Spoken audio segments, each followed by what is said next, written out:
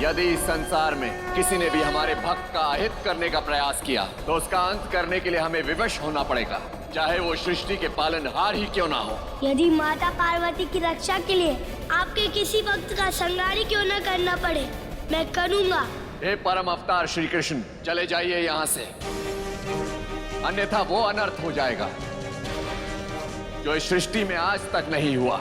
महादेव, मेरी आपसे एक विनती है, यदि आप इस घोर अनर्थ को रोकना चाहते हैं तो हट जाइए मेरे मार्ग से। यह असंभव है, हमें अपने भक्त की रक्षा करनी ही होगी।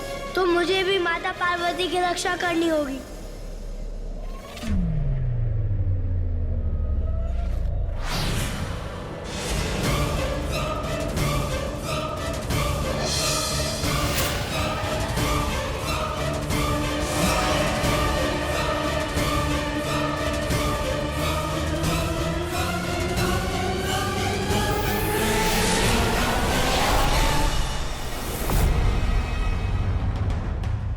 ये कैसा दुःस्वप्न था? जगत के पालनहार और महाकाल एक दूसरे से युद्ध करते हुए। यदि शिव और सत्य स्वरूप नारायण आपस में टकरा गए तो इस सृष्टि का अंत हो जाएगा। मुझे ऐसी किसी भी संभावना को रोकना ही होगा और इसके लिए मुझे खोजना होगा परमावतार श्री कृष्ण को।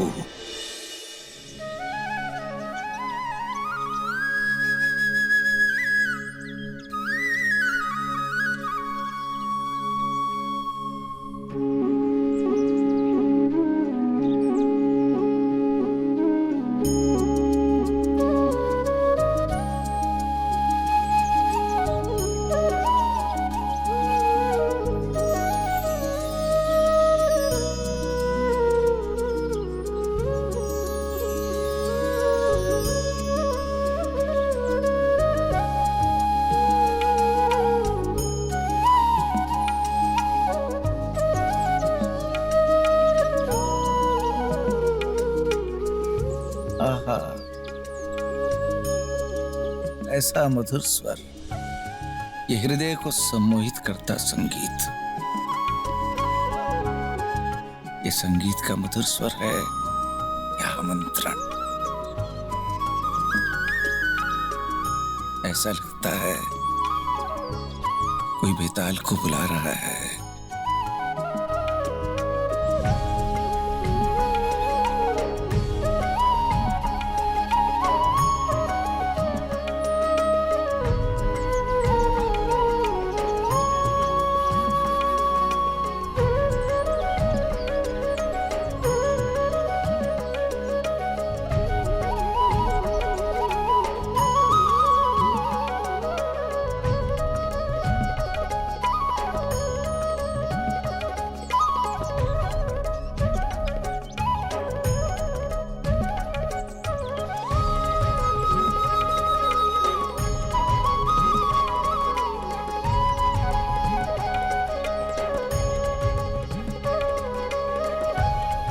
साक्षात परमावतार श्री कृष्ण।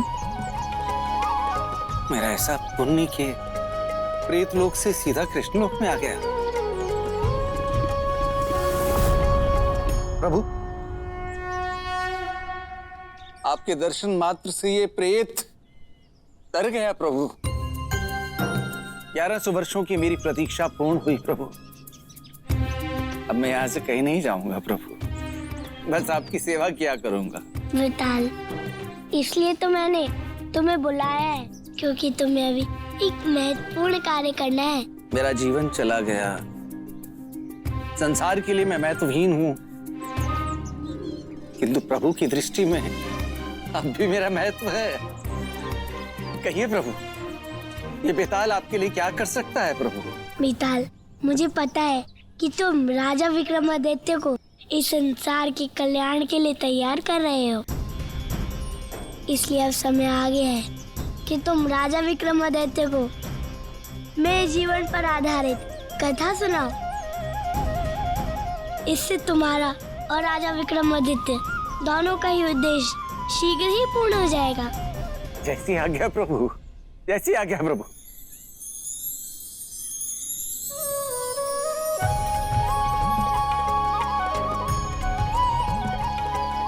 बेताल, आंखें खोलो बेताल। विक्रम, विक्रम, विक्रम, तो वो वृंदावन, वो भगवान कृष्ण सब एक स्वप्न था, और वो स्वप्न मैं देख रहा था या भगवान कृष्ण मुझे सपने में देख रहे थे? काम करता हूं, फिर से आंख बंद करके देखता हूं। अपनी आंखें खुली रखो बेताल, क्योंकि अब तुम्हें स्वप्न में नहीं, अभी तो हमारे साथ चलना है। विक्रम!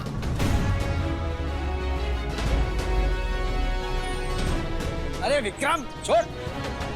अरे छोड़ दे! कैसा राजा है तू, जो बेतारे बेताल को स्वप्न तक नहीं देखने देता? चल, अब तूने मुझे जगा ही दिया है, मैं तुझे आज परमावतार श्री कृष्ण की कथा सुनाता हूं। पर मैं से कौन सी कथा सुनाऊं, ये तो भगवान श्री कृष्ण ने बताया ही नहीं। कौन सी कथा सुनाऊं इसे?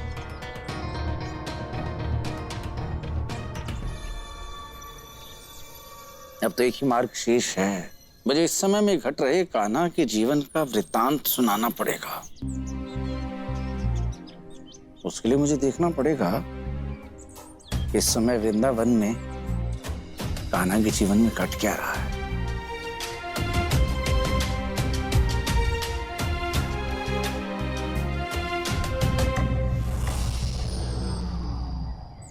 इस बार की शिवरात्रि हम इतने धूमधाम से मनाएंगे कि स्वयं महादेव को हमारे वृंदावन में आना पड़ेगा। ये माला यहाँ सुसज्जित कर दो ठीक प्रकार से। ये गैया अचानक से इतना क्यों रंभा रही हैं? गैयों का इस प्रकार रंभाना कहीं किसी संकट का संकेत तो नहीं? हाँ।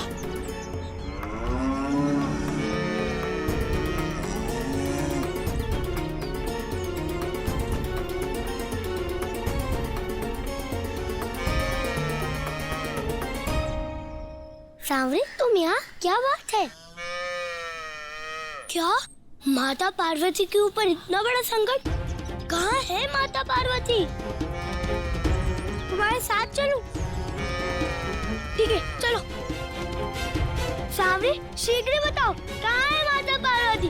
बताओ सांवरी, बताओ।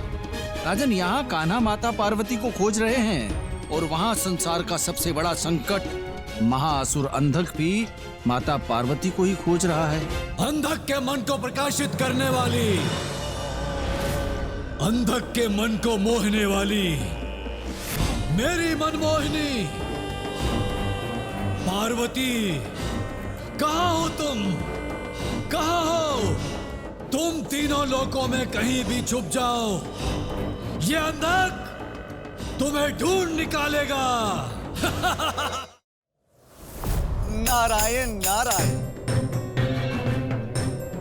नारद मुनि, महाप्रतापी, महाअसुर अंधक, आज किसका अंत करने के लिए आप उसे ढूंढ रहे हैं? ढूंढ तो रहा हूं मैं देवी पार्वती को, किंतु अगर वो नहीं मिली तो सबसे पहले मैं तुम्हारा अंत कर दूंगा नारद। नारायण नारायण, मैं तो आपकी सहायता करना चाहता हूँ और आप मेरा ही अंत करना चाहते हैं। कैसी सहायता?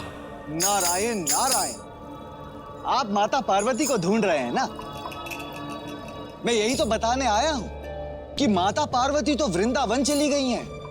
वृंदावन? हाँ, उसी वृंदावन में जहाँ भगवान विष्णु के परम अवतार श्री कृष्ण ने जन्म लिया है।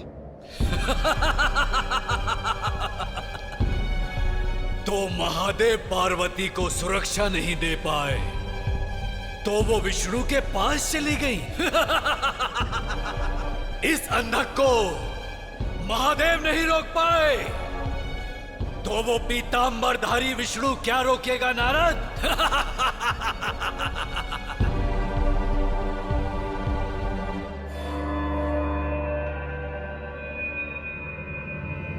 किंतु एक बात मुझे समझ में नहीं आ रही है नारद, कि तुम असुरों का पक्ष कब से लेने लगे? कहीं किसी प्रकार का ये छल तो नहीं है हमारे साथ? नारायण नारायण, असुरराज, ये तो सारा संसार जानता है कि नारद ना तो किसी का साथ देता है और ना ही किसी के साथ छल करता है। मैं तो केवल तीनों लोक में असुर हो या देव, उन तक सूचनाएं पहुंचाता हूं। अब यदि आपको विश्वास नहीं है तो ना माने। तुम देवताओं की मूर्खता पर मुझे पूर्ण विश्वास है नारद।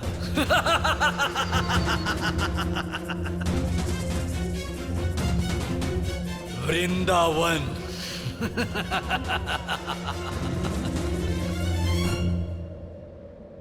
नारायण नारायण।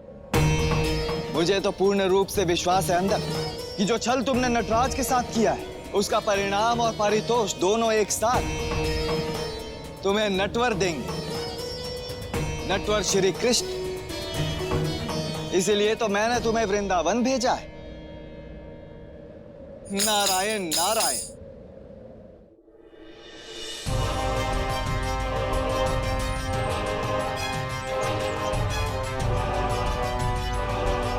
सावे, हम तो वृंदावन पार करके वन में आ गए। अब तो बता दो कहाँ है माता पार्वती? अच्छा उधर है, चलो।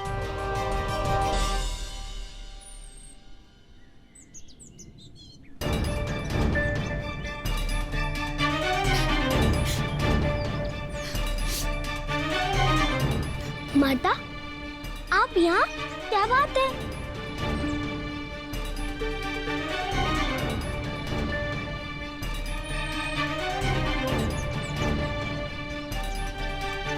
माता, आपके नेत्रों में असुर? ऐसी कौन सी विपदा थी जिसके कारण आपको हिमालय से यहाँ आना पड़ा? हे परम अवतार, हम विवश थे क्योंकि जिसके स्वामी सारे संसार की रक्षा करते हैं, जिनसे कोई असुर बच नहीं पाता, उन्हीं महादेव की धर्म पत्नी होकर भी आज हमें अपनी रक्षा के लिए भटकना पड़ रहा है, क्योंकि स्वयं महादेव भी आज हमारी रक्षा नहीं कर पा रहे हैं।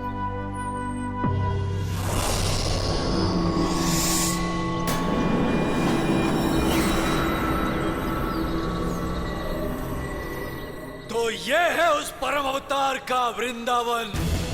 यहाँ छुपी है वो पार्वती। देवी पार्वती, मैं इसी वृंदावन में तुमसे विवाह करूंगा। और मैं भी देखता हूँ कि तुम्हारी रक्षा कौन करता है। माता, मैं आपकी विवेकता और महादेव की विवशता दोनों को समझता हूँ। अवश्य कोई बात होगी जिसके कारण महादेव भी आपकी रक्षा नहीं कर पा रहे हैं। किंतु अब हम क्या करें? उस महाअसुर अंधक से हम अपनी रक्षा कैसे करें? माता, मेरे रहते आपको चिंता करने की कोई आवश्यकता नहीं है। आप मेरे साथ वृंदावन चलिए। किंतु यदि वो अंधक वहाँ भी आ गया तो? माता, आप तनिक भी चिंता मत कीजिए। वो वृंदावन है, वहाँ असुर आते तो अवश्य हैं, किंतु जा नहीं पाते। आइए माता, शिवरात्रि में सम्मिलित होकर हम वृंदावन वासियों का मान बढ़ाइए। आइए माता।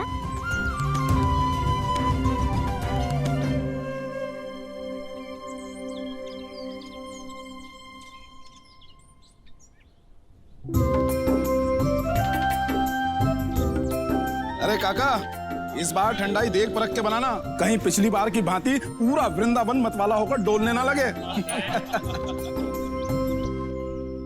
मैया। अरे लल्ला, तू कहाँ था अब तक? ये मैया, मैं इन्हीं को तो लेने गया था। इनका नाम है माता पार्वती। ये शिवरात्रि की हमारी विशेष अतिथि है। माता पार्वती? भैया, मैं समझ रहा हूँ कि आप क्या सोच रही हैं, किंतु उतनी दूर हिमालय तक जाने की कोई आवश्यकता नहीं है। बस इतना समझ लीजिए कि माता पार्वती महादेव की बहुत बड़ी भक्त है और हमारी अतिथि। भक्त? फिर तो तू इन्हें बहुत उचित जगह ले आया है। पूरे ब्रिजमंडल में वृंदावन जैसी शिवरात्रि और कहीं नहीं मनाते। आपका स्वागत है।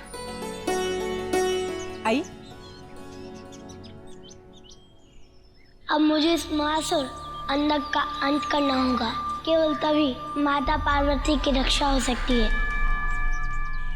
राजन, ये घटना नटवर और नटराज के मध्य घटने वाली सबसे बड़ी दुर्घटना लग रही है। कुछ समझे राजन?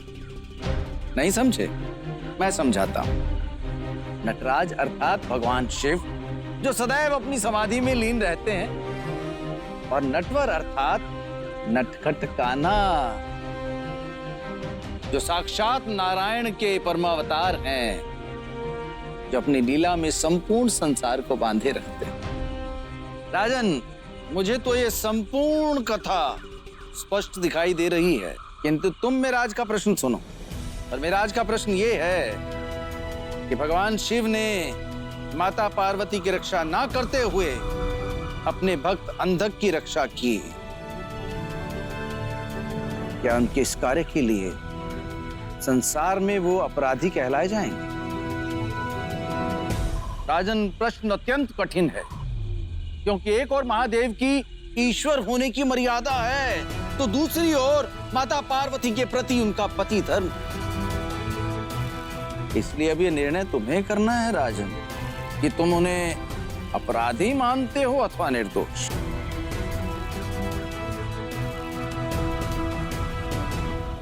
किंतु तुम इस निष्कर्ष तक तभी पहुंच सकते हो जब तुम ये पूरी कथा सुनो। चलो, आज मैं तुम्हें नटराज शिव और नटवर कान्हा की आंखों देखी कथा सुनाता हूं। वो कथा जिसके केंद्र में है संसार का सबसे भयंकर, सबसे शक्तिशाली असुर अंधक।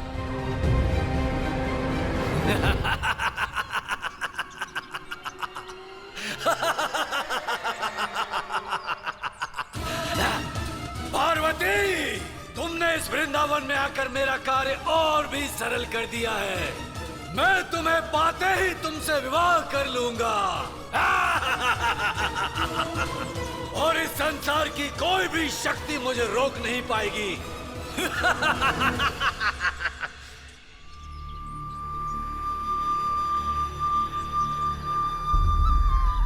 अंधक, तुम अपने मोह में अंधे हो गए हो। तुम कुछ नहीं देख पा रहे हो, किंतु तुम माता पार्वती की ओर नहीं, अपितु अपनी मृत्यु की ओर बढ़ रहे हो। अब मैं तुम्हारा अंत करके माता पार्वती और इस संसार को तुम्हारे भय से मुक्त कर दूंगा। प्रभु, मैं आप ही को ढूंढ रहा था। गुरुदेव, आप?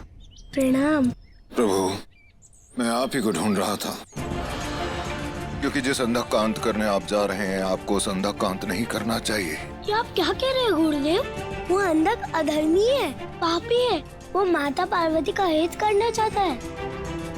ऐसे अधर्मी का जितना शीघ्र हो सके अंत कर देना चाहिए। प्रभु, यदि आपने अंधक का अंत करने का प्रयास किया तो महान अर्थ हो जाएगा। ये सारी सृष्टि समाप्त हो जाएगी, क्योंकि यदि माता पार्वती की रक्षा के लिए आपके किसी भक्त का संहार क्यों न करना पड़े, मैं करूंगा। चले जाइए यहाँ से, अन्यथा वो अनर्थ हो जाएगा जो इस सृष्टि में आज तक नहीं हुआ।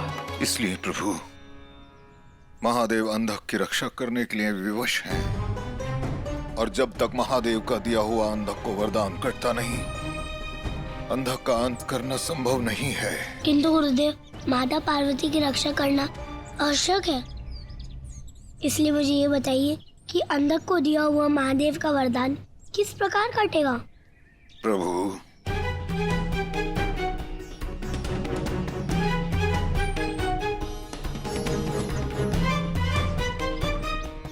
मैं समझ गया गुरुदेव कि मुझे क्या करना है। अब मुझे आज्ञा दीजिए। प्रणाम गुरुदेव।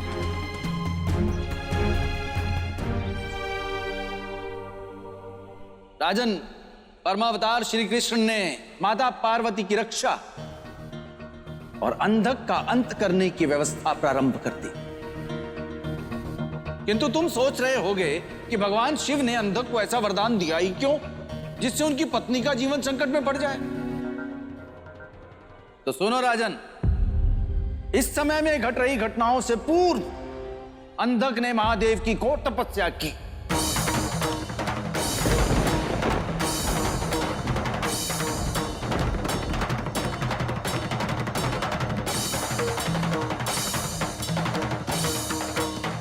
ठहर जाओ अंधक।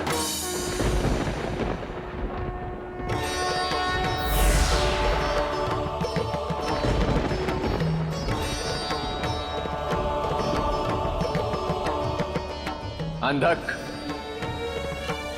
तुम्हारी तपस्या से हम प्रसन्न हुए। हे देवों के देव महादेव, आपके दर्शन पाकर मैं धन्य हो गया प्रभु, धन्य हो गया। तुम्हारी कठोर तपस्या से उत्पन्न प्रचंड अग्नि संपूर्ण संसार का नाश कर देती, इसलिए हमें आना ही पड़ा। बोलो, क्या वरदान चाहते हो? हे महादेव, आप तीनों लोकों में सर्वशक्तिमान हैं। आप स्वयंभू हैं प्रभु। आप जीवन और मृत्यु के स्रोत हैं। आप जो चाहें वो कर सकते हैं प्रभु। क्या चाहते हो अंधक? मैं बस यही चाहता हूँ कि मेरे जीवन में किसी भी प्रकार का संकट आए तो आप स्वयं मेरी रक्षा करेंगे। ये क्या कह रहे हो अंधक? हाँ प्रभु, मुझे यही वरदान चाहिए कि जब भी मेरा जीवन संकट में पड़े तो साक्षात आप मेरी रक्षा करेंगे प्रभु, आप मेरी रक्षा करेंगे। तथास्तु, ऐसा ही होगा।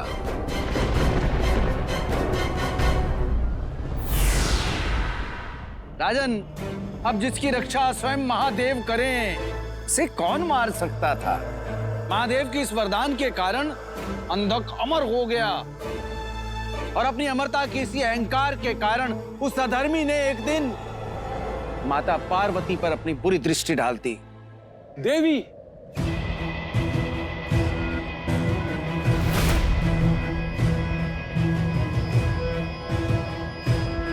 अब आप अपने अतीत को भूल जाइए देवी, क्योंकि अब से अंधक ही आपका वर्तमान और भविष्य है। आइए और अपने भावी पति को हृदय से लगाइए देवी, हृदय से लगाइए देवी। अंधक, तुम भूल रहे हो, हम महादेव की पत्नी पार्वती हैं। देवी, यही तो मैं कह रहा हूँ कि आप भी भूल जाइए, क्योंकि भविष्य के लिए भूतकाल को भूलना अति आवश्यक होता है।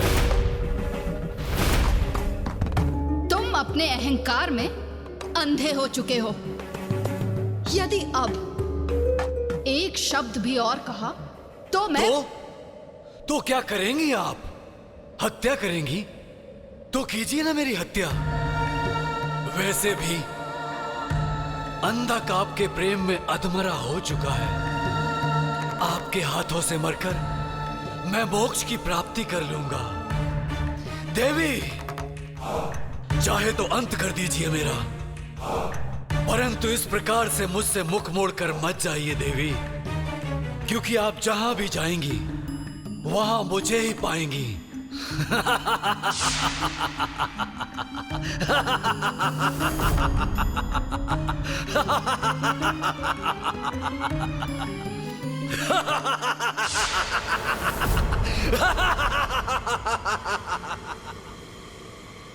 देवी, देखा आपने, यहां से जाने के लिए अब आपके पास कोई मार्ग नहीं है। इसलिए आपके प्रेम में अंधे हुए इस अंधक से विवाह करना ही होगा। तुम्हें अभी तक स्त्री की शक्ति का आभास नहीं है। आवश्यकता पड़ने पर स्त्री काली भी बन सकती है।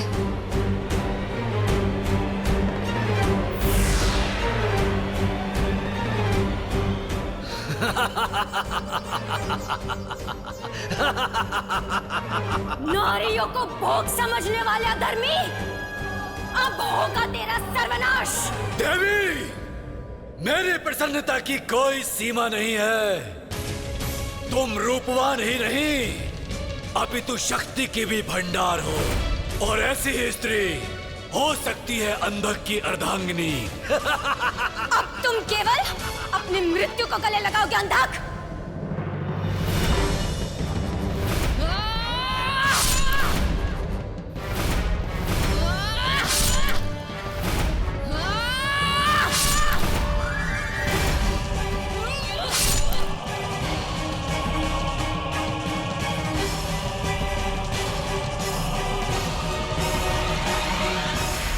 देवी, तुम्हारा ये क्रोध, तुम्हारा ये रणचंडी का रूप मुझे और मोहित कर रहा है।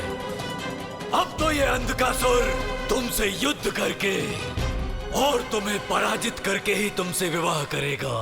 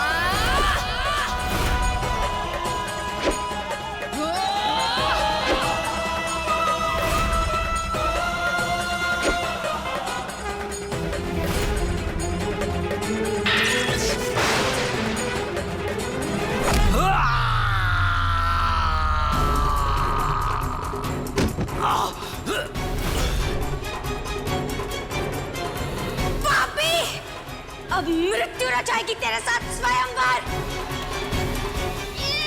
ठहरिए देवी, ठहरिए देवी।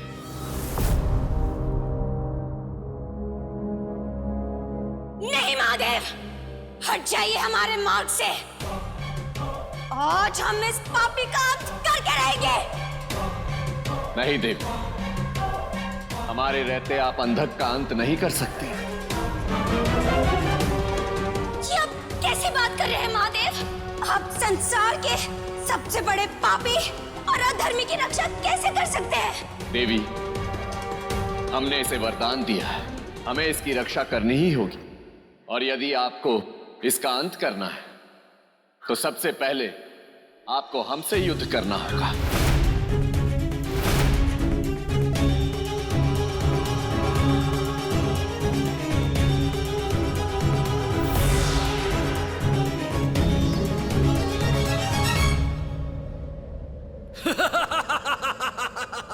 देवी, सुना है आपने? स्वयं आपके पति मेरे रक्षक हैं, तो अब कौन बचाएगा आपको मुझसे?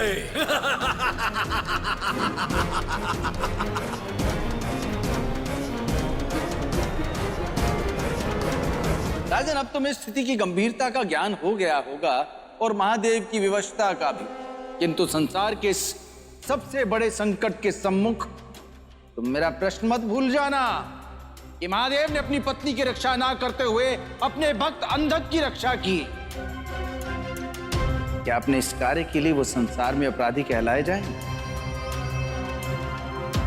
राजन, तुम समझ गए होगे माता पार्वती का दुख कि क्यों उन्हें वृंदावन आना पड़ा, किंतु समस्या ये है कि संकट भी उनका पीछा करते करते वृंदावन पहुंच चुका है।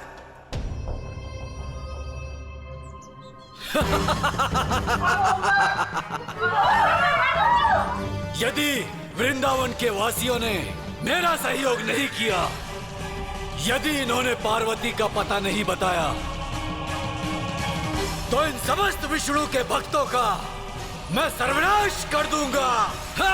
असुरराज अंधक की जय, असुरराज अंधक की जय, असुरराज अंधक की जय। असुरराज अंधक, विष्णु के धाम में असुरराज अंधक की जय जयकार। असुरराज अंधकासुर की जय। बालको, ये वृंदावन में उल्टी गंगा कब से बहने लगी? तुम लोग देवगणों की पूजा छोड़कर असुरों की पूजा कब से करने लगे? असुरराज अंधक, ये वृंदावन की नई पीढ़ी है। हम जानते हैं कि किसके साथ होने में हमारी भलाई है। क्यों से कहो? हाँ कान्हा। और नहीं तो क्या कान्हा, हमारे बाबा, उनके बाबा और उनके भी बाबा देवों के भक्त थे, किंतु उन्हें क्या मिला? आज भी माखन खा के पेट पालते हैं। सखा दामा, अब चिंता मत करो, असुरराज स्वयं हमारे वृंदावन में पधारे हैं। अब हमारी सारी समस्याएं दूर हो जाएंगी। आइए असुरराज, अब ये वृंदावन की धरती आपको स्वीकार करती है।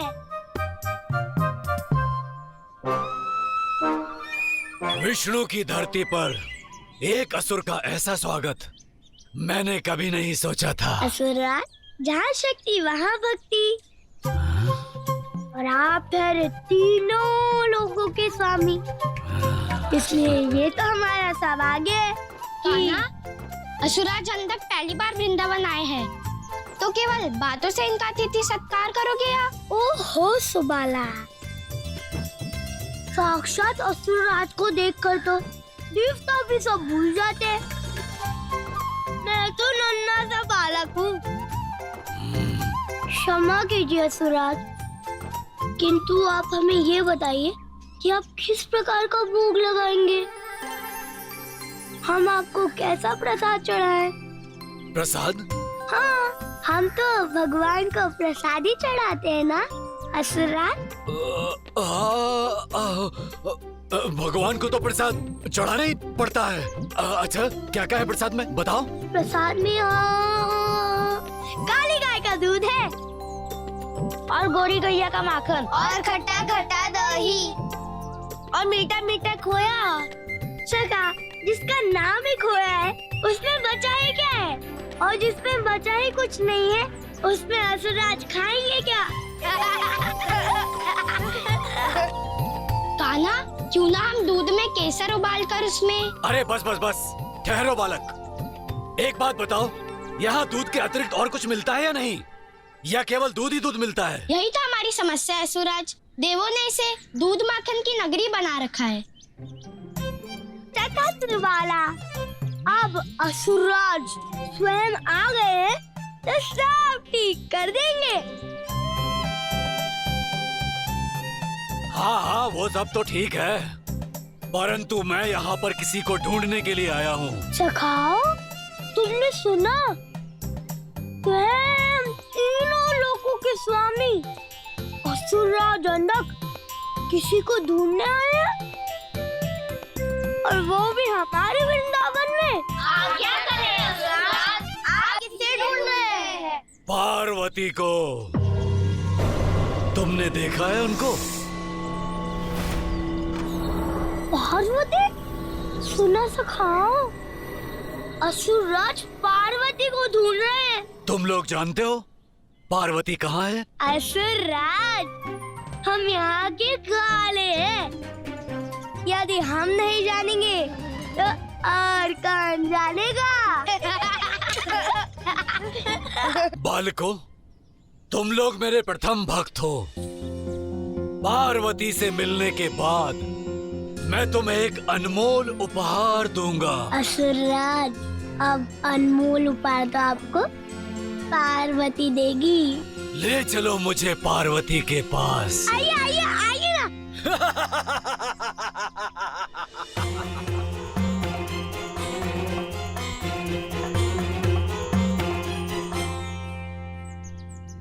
कहाँ है देवी पार्वती? असुरराज अंधक, आपको वो सामने घर दिख रहा है ना, उससे में रहती है पार्वती।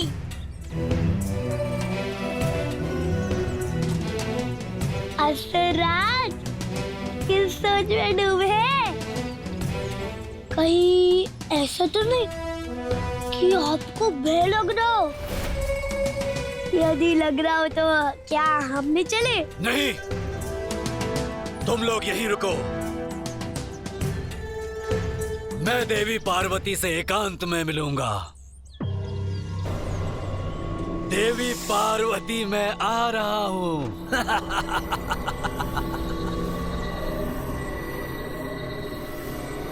जितनी आशा से असुरराज पार्वती से मिलने जा रहे हैं, आशा है कि उतनी ही उत्साह से पार्वती भी असुरराज से मिलेंगी।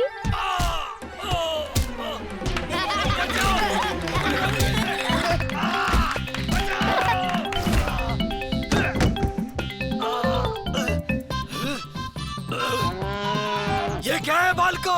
क्या नहीं है असुरराज? कौन? अरे यही तो है हमारी पार्वती। और तुम्हें ये पार्वती दिख रही है? मैं पार्वती मैया के बारे में बात कर रहा हूँ। गैया के बारे में नहीं। ओहो, आपको पहले बताना चाहिए था ना कि आपको पार्वती काकी से मिलना है।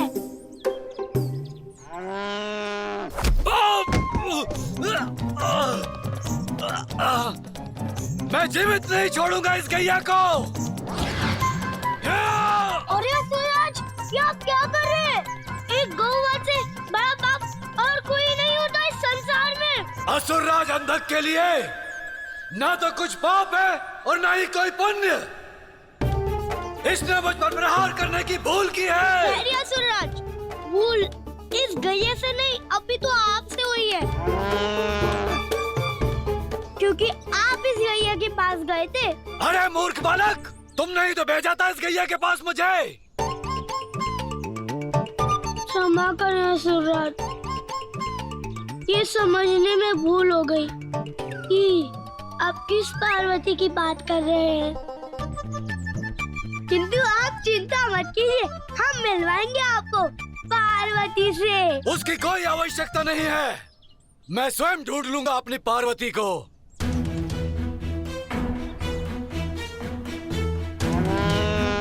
चाहे कुछ भी हो जाए, मुझे संध्या को माता पार्वती तक पहुंचने से रोकना होगा। बहन पार्वती, आप बहुत उचित समय पे वृंदावन आई हैं। महाशिवरात्रि के अवसर पर पूरे ब्रिजमंडल से शिव भक्त जल और कांवर लेकर गोपेश्वर मंदिर जाते हैं। वही होती है महाशिवरात्रि की पूजा। महादेव के लिए जो भक्ति आप लोगों के मन में है, ऐसी भक्ति मैंने आज तक कहीं नहीं देखी।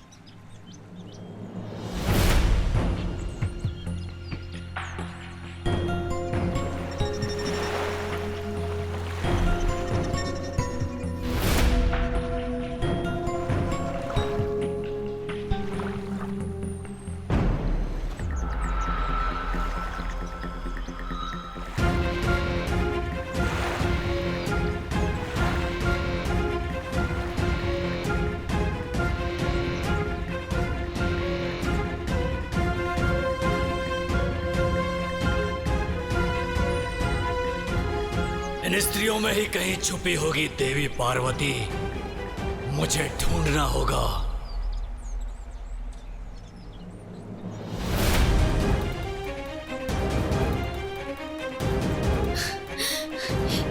ये अंधक तो यहाँ भी आ गया।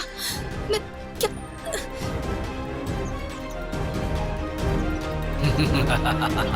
ये क्या? ये अंधक तो माता पार्वती तक पहुंच गया।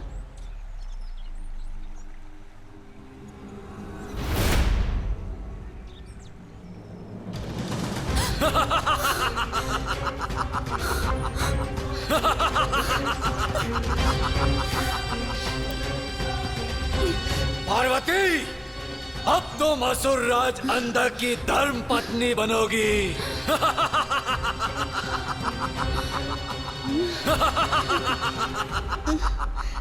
अरे असुरराज, आप क्या कर रहे हैं? एक बार किसी का हाथ पकड़ने से पहले उसे देख तो लीजिए। देखिए आपने किसका हाथ पकड़ रखा है।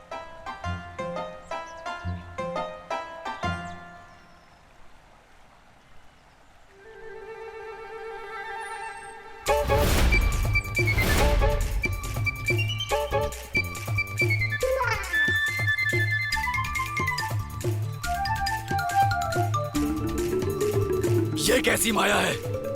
कैसी माया है ये? पार्वती कहाँ गई? देवी पार्वती तो यहाँ थी ही नहीं, तो कहाँ जाएंगे? पर मैंने तो हाथ पार्वती का पकड़ा था। असुरराज, कभी कभी ऐसा हो जाता है कि हमें दिखता कुछ है और होता कुछ और ही है। हाँ असुरराज, मैंने कितनी बार अपने सका का हाथ समझकर अपने बचड़े सांवरे का कान पकड़ लेता हूँ। तुम क्या करते हो ये तुम जानो, किंतु असुरराज अंधक इस प्रकार की भूल नहीं कर सकता। असुरराज, हम आपके प्रथम भक्त हैं और हम पर ही क्रोध कर रहे हैं। क्रोध मैं नहीं कर रहा हूँ, और जब तक पार्वती मुझे नहीं मिलती, मुझे इसी प्रकार क्रोध आता रहेगा। असुरराज, आप चिंता क्यों करते हैं? हम लेकर चलेंगे ना आपको पार्वती काकी के पास। ठीक है बालक, चलो किंतु एक बात का स्मरण रखना, यदि इस बार तुमने कोई भी चतुराई की तो इसमें अहित तुम्हारा ही होगा। ठीक है असुरराज, अब चलिए। राजन, यदि अंधक डाल डाल है तो नटवर कान्हा की लीला पात पात। इस बार तो उन्होंने माता पार्वती की रक्षा कर ली, और अब देखना ये है कि आगे वो कौन सी लीला दिखाने वाले हैं। पार्वती काकी, वरमाला लेकर चलिए। जिनकी आपको प्रतीक्षा थी वो बाहर आपकी प्रतीक्षा कर रहे हैं।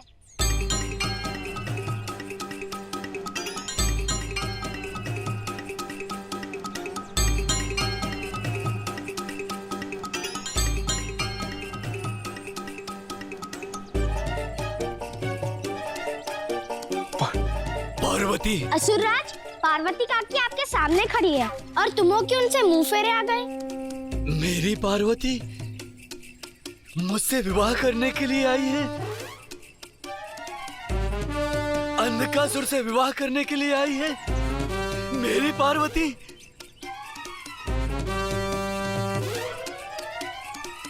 मेरी पार्वती।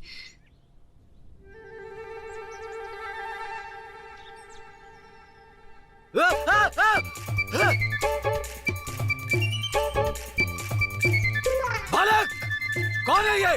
हमारी पार्वती काकी।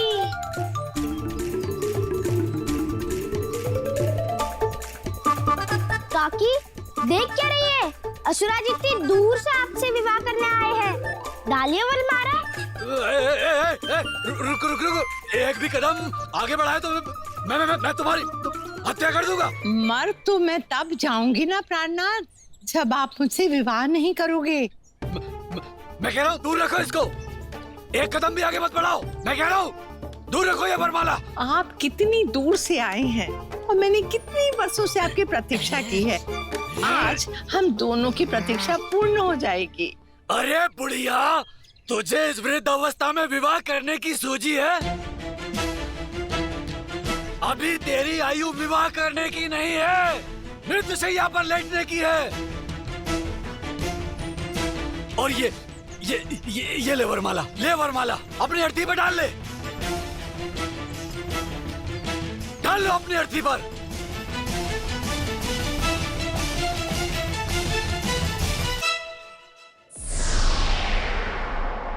हे प्रभु, जो वरदान किसी के जीवन के लिए संकट हो वो वरदान नहीं अपितु श्राप कहलाता है। हे कान्हा, वरदान भक्त के कल्याण के लिए होता है, वरदान भक्त को दिया नहीं जाता, अपितु भक्त अपनी भक्ति की शक्ति से उसे अर्जित करता है। परंतु भोलेनाथ, यदि भक्त वरदान प्राप्त कर उसका अनुचित प्रयोग करता है तो वरदान देने वाले भगवान का कोई अर्थ नहीं रह जाता।